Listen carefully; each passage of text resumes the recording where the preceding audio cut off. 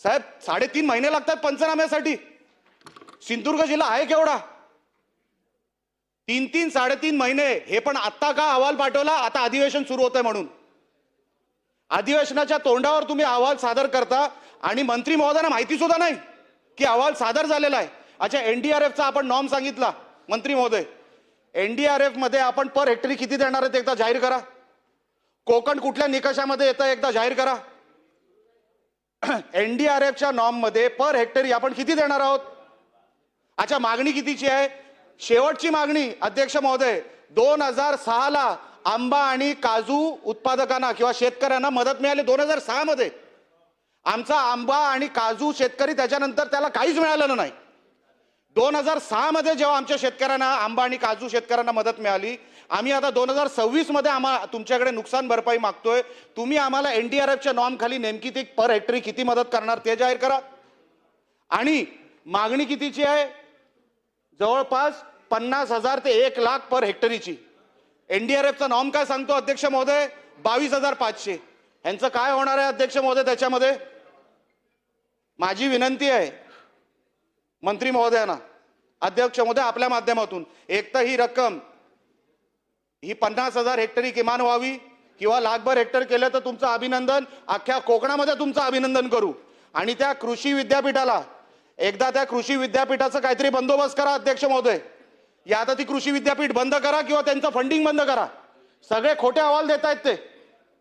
एकही शेतकऱ्याला त्याचा फायदा होत नाही. ती नेमकी कृषी विद्यापीठ करते काय? एकदा त्याच्यावर व्हाईट पेपर काढा अध्यक्ष महोदय, माझी विनंती आहे. आणि शेवटचा मुद्दा असा, साहेब सभागृहाला ही खोटी इन्फॉर्मेशन येता कामा नये. ह्याच्यासाठी आपण आपल्या इंटर डिपार्टमेंटमध्ये आपल्याला जी काही कारवाई करायची ती करा, त्यांना निर्देश द्या. ही कुठली माहिती आपण सभागृहामध्ये देताय? त्यांच्यावर कारवाई आपण करणार आहात का? आणि हे जे काय आमचे पैसे आहेत हे आपण कधी देणार आहात हे एकदा जाहीर करा. आणि प्रति हेक्टरी आपण किती देणार आहात? चला मंत्री अध्यक्ष महोदय, खरं तर निलेश राणे साहेबांनी हा जो कोकणातला जो प्रश्न आंबा काजू बागायतदार शेतकऱ्यांच्या नुकसान भरपाईचा जो प्रश्न विचारला तो खरं तर अत्यंत महत्त्वाचा आहे आणि शासनाला याचं गांभीर्य आहे.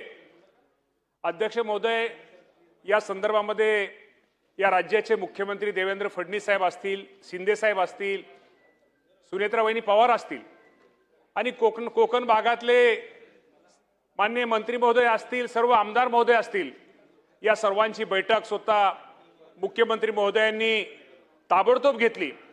आणि राणे साहेब म्हटले त्याप्रमाणे गोष्ट खरे की या बाबतीमध्ये निश्चित प्रकारे या सर्वांना जे शेतकरी आहेत त्या शेतकऱ्यांना कुठेतरी चांगल्या प्रकारची नुकसान भरपाई मिळावी ही त्यांची मागणी होती. आणि त्याप्रमाणे या राज्याचे मुख्यमंत्री देवेंद्र फडणवीस साहेबांनी ताबडतोब तिथं निर्देश दिले होते की या बाबतीमध्ये लवकरात लवकर या शेतकऱ्यांना बागायतदारांना मदत मिळाली पाहिजे. आणि त्या संदर्भामध्ये आपल्या माहितीसाठी सांगतो की आज आंबा व काजू पिकात झालेल्या नुकसानीबाबत शेतकऱ्यांना अर्ज देण्यासाठी आपण जे एनडीआरएफचा राणेसाहेब तुम्ही ही विचारला की किती मदत मिळते, तर आपल्या सर्वांना माहिती आहे की साधारणतः एनडीआरएफचा नियम हा सगळ्या राज्याला सगळ्यांना सारखा असतो आणि त्या बाबतीमध्ये साधारणतः ती 22,500 रुपये असे हेक्टरी मदत होती असते. आणि संपूर्ण आपल्या कोकणाचा जर विचार केला, सगळ्या आपण जिल्ह्याचा जर विचार केला, त्यामध्ये साधारणतः 209 कोटी रुपयाची मदत ही एनडीआरएफच्या माध्यमातून लवकरात लवकर ही आपल्या शेतकऱ्यांना दिली जाईल. यामध्ये जर आपण जिल्ह्याचा जर विचार केला तर साधारणतः ठाणे जिल्ह्यामध्ये 4,669 शेतकऱ्यांना त्यांचं क्षेत्र थोडं ठाण्यामध्ये कमी आहे, 295 हेक्टर, त्यांना 4,84,00,000 रुपयाची मदत अपेक्षित आहे. पालघरमध्ये 17,612 हेक्टर शेतकरी 17,612 शेतकरी आणि 2,868 हेक्टर त्याची रक्कम 6,47,00,000 रुपये. रायगड जिल्ह्यामध्ये 17,000 शेतकरी आणि 8,987 हेक्टर 20,28,00,000. आणि विशेषतः मदत जास्त जिथं बाधित जिल्हे जे असतात, एक रत्नागिरी हे 52,628 शेतकरी आणि 43,665 हेक्टर असे 98,45,00,000.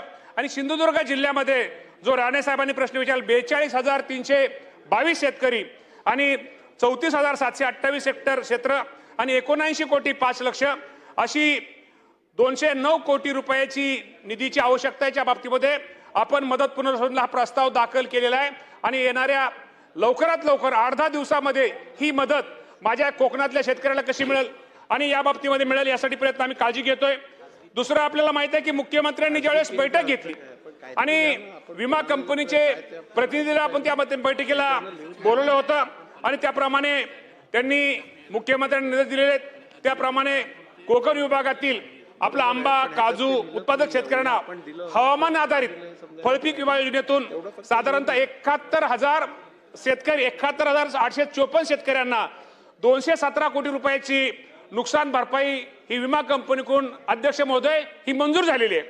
त्याचा जर विचार केला जे त्यांनी सिंधुदुर्ग जिल्ह्यात असेल सिंधुदुर्ग जिल्ह्यात सगळ्यात जास्त 85 कोटी 82 लक्ष, रत्नागिरी जिल्ह्यामध्ये 36,609 शेतकरी अध्यक्ष महोदय 90 कोटी रुपये, रायगड जिल्ह्यामध्ये 7,189 शेतकरी 26 कोटी 79 लक्ष, पालघर जिल्ह्यामध्ये 3628 शेतकरी 7 कोटी 69 लक्ष आणि ठाणे जिल्ह्यामध्ये 2,301 शेतकरी 7 कोटी 37 लक्ष असे एकूण 237 कोटी रुपयाची विमा कंपनीच्या आपण रुपये नुकसान भरपाईची त्यांना मंजूर झालेली ही रक्कम येणाऱ्या 15 दिवसाच्या आत माझ्या शेतकऱ्याला दिली जाईल हे आपल्या माध्यमातून सांगतो.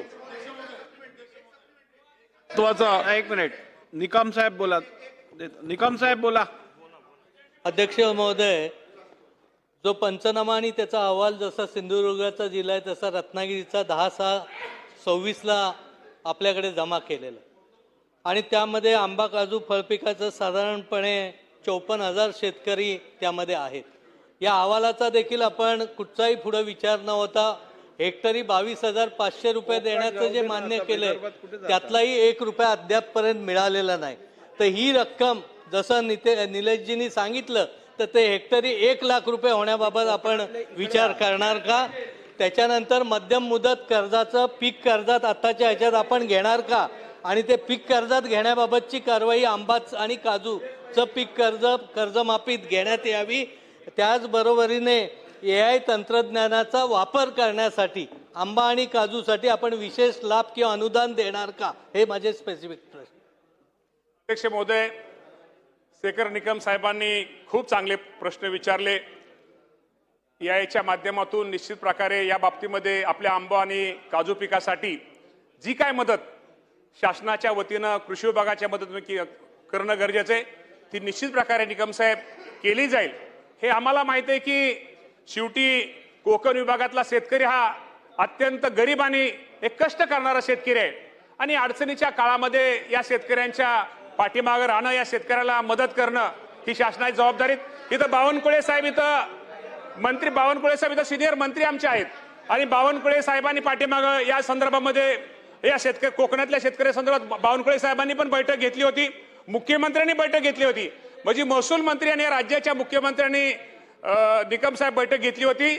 शासन या आपल्या बाबतीमध्ये सकारात्मक आहे. शेवटी NDRFचा नियम हा सगळ्याला सारखाच आहे, पण पीक विमा कंपनीच्या आपल्याला माहित आहे की ह्या बाबतीमध्ये आपल्याला आपला आंबा काजू उत्पादक शेतकऱ्यांना हवामान आधारित जी पीक विमा योजना आहे यामध्ये साधारणतः 217 कोटी आणि तुम्ही ज्या रत्नागिरी जिल्ह्याचा तुम्ही विचारला त्यामध्ये रत्नागिरी जिल्ह्यामध्ये नुसत्या विमा कंपनीकडून आपल्याला 90 कोटी रुपयाची नुकसान भरपाई ही मंजूर केलेली आहे. आणि मी तुम्हाला सभागृह अध्यक्ष महोदय या सभागृहाला सांगतो ह्या दोन्ही रकमा ही जी NDRFची रक्कम आहे शेवटी मदत पुरवठा आपण तो प्रस्ताव पाठवलेला आहे तो लवकरात लवकर या अधिवेशनापूर्वीच ती रक्कम कशी मिळेल त्या ताबडतोब आपण GR काढू.